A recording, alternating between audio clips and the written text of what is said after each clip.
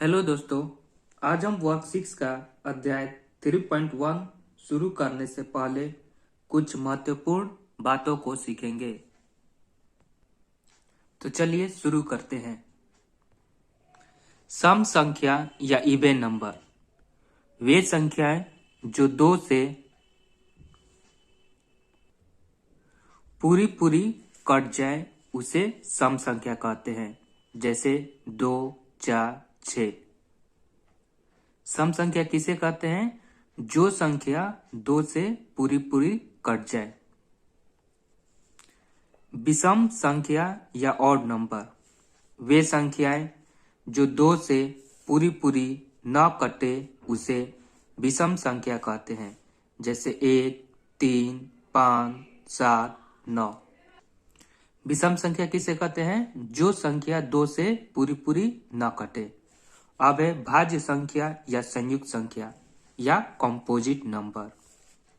वैसी संख्याएं जिनका गुणनखंड दो से अधिक हो उसे भाज्य संख्या कहते हैं, जैसे 4। कौन कौन पारस कटेगा? 1 से भी कटेगा, 2 से भी कटेगा, 4 से भी कटेगा।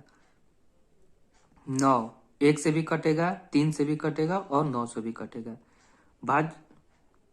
भाज्य या संयुक्त संख्या किसे कहते हैं? जिनका गुणनखंड 2 से अधिक होना चाहिए। नोट: सबसे छोटी भाज्य संख्या 4 है। सबसे छोटी भाज्य संख्या कौन सी है? 4। नेक्स्ट है हमारा गुणनखंड या अपवर्तक या फैक्टर। वे संख्याएं जो किसी दी गई संख्या को पूरी पूरी विभाजित कर दे उसे उस संख्या का गुणनखंड कहते हैं। गुणनखंड या अपवर्तक किसे कहते हैं? वे संख्याएं जो किसी भी दी गई संख्या को पूरी पूरी विभाजित कर दे, जैसे 12। 12 को कौन कौन विभाजित कर देगा? 1 के पारा से भी 12 चला जाएगा, 2 से भी चला जाएगा, 3 से भी चला जाएगा, 4 से भी चला जाएगा, 6 से भी चला जाएगा और 12 से भी चलेगा। इसे लिखेंगे कैसे? 1 का पारा कितना बार पढ़े कि 12 आएगा? 12 बार। 2 का पारा कितना बार पढ़े कि 12 आएगा? 6 बार। 3 का पारा कितना बार पढ़े कि 12 आएगा? 4 बार। इसका गुणनखंड क्या क्या हो जाएगा? 1, 2, 3, 4, 6 और 12। वैसे ही 24। 24 1 का पारा कितना बार पढ़े कि 24 आएगा? 24 बार। 2 का पारा कितना बार पढ़े? तो 12 बार। 3 का पारा वैसे ही 8 बार। 4 का पारा 6 बार पढ़ेंगे तो क्या आएगा? 24।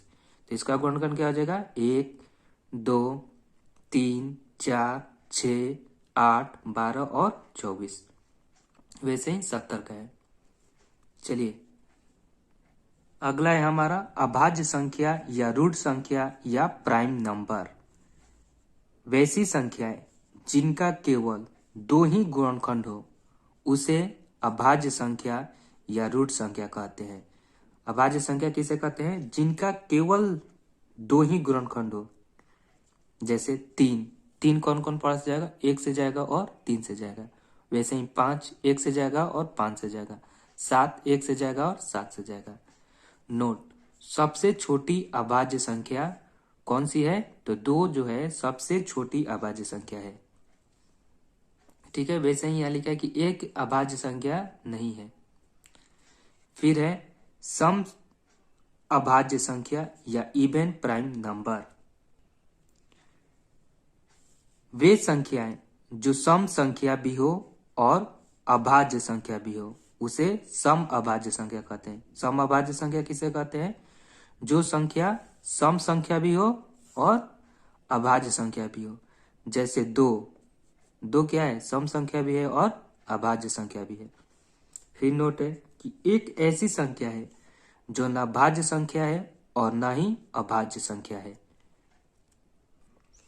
अगला है हमारा गुणज या अपवर्त या मल्टीपल। इसमें क्या होता है? इसमें हमें सिर्फ जिस संख्या दी गई संख्या को क्या करना पड़ता है? उसका पहाड़ा लिखना होता है या टेबल लिखना होता है। जैसे कह दिया कि 15 का 4 गुणज लिखे तो हमें क्या करना है? 15 का पहाड़ा कितना तक लिखना है? 4 तक लिखना है। तो 15 15 दूनी 30, 15 से 45, 15 चौके 60। वैसे ही बोल दिया कि 20 का 5 गुणज लिखे तो हमें क्या करना है? 20 का गुण पहाड़ा 5 तक पढ़ना है। तो 20 20 दूनी 40, 20 तीन 60, 20 चौके 80 और 20 पाँच 100। अगला है हमारा संपूर्ण संख्या या परफेक्ट नंबर। वह संख्या जिसके सभी गुणनखंडों का योगफल उस दी गई संख्या का दोगुना हो संपूर्ण संख्या कहलाती है। संपूर्ण संख्या किसे कहते हैं? अगर कोई भी दी गई संख्या को अगर हम गुणनखंड करें और उस गुणनखंड को जोड़ दिए तो वो जो जोड़ आएगा वो क्या आएगा? वो दी गई संख्या का डबल आएगा। जैसे 6 ले लिए, 6 का गुणनखंड कौन कौन है? 1 से जाएगा, 2 से जाएगा, 3 से जाएगा और 6 से जाएगा। अब हमने क्या किया? उस गुणनखंडों को क्या किया? जोड़ दिया। तो जोड़ा तो 1 + 2 + 3 + 6, तो इसे जोड़े तो हमें कितना आया? 12। तो 12 को हम क्या लिख सकते हैं? 2 × 6। इसका मतलब क्या हुआ कि यह संख्या दी गई संख्या का क्या है? दोगुना है। तो कैसे लिखेंगे? अर्थात 6 के सभी गुणनखंडों का योगफल 6 का दुगुना है। अगला है 28। फिर उसे करेंगे क्या कि इसके सभी गुणनखंड कौन कौन है 28 के? 1 किसके पहाड़ा से जाएगा, 2 से जाएगा, 4 से जाएगा, 7 से जाएगा, 14 से जाएगा और 28 से जाएगा। फिर क्या करेंगे? इसका योगफल निकालेंगे। तो गुणनखंडों का योगफल क्या हो गया? 1 + 2 + 4 + 7 + 14 + 28। इसे जोड़े तो कितना आया? 56, जिसे हम क्या लिख सकते हैं? 2 × 28। इसका मतलब ये यही हुआ कि यह संख्या क्या है? उस दी गई संख्या का कितना है? दोगुना है। तो क्या लिखेंगे? अर्थात 28 के सभी गुणनखंडों का योगफल 28 का क्या है? दोगुना है। अगला है हमारा अभाज्य युग्म या ट्विन्स प्राइम। वैसी अभाज्य संख्याओं का जोड़ा जिनके बीच केवल एक भाज्य संख्या हो उसे अभाज्य युग्म कहते हैं।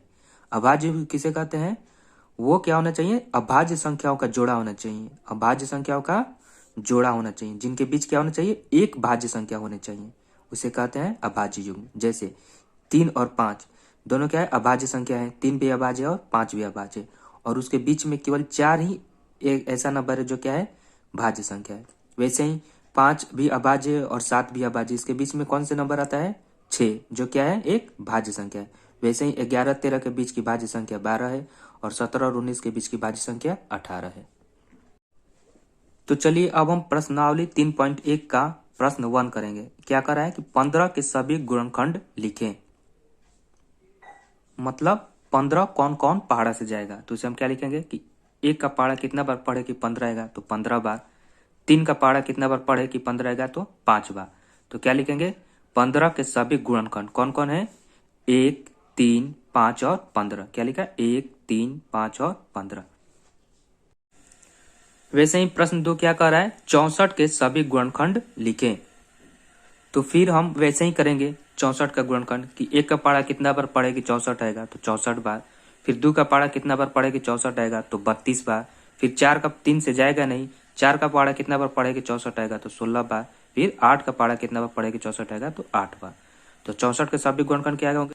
1, 2, 4, 8, 16, 32 और 64।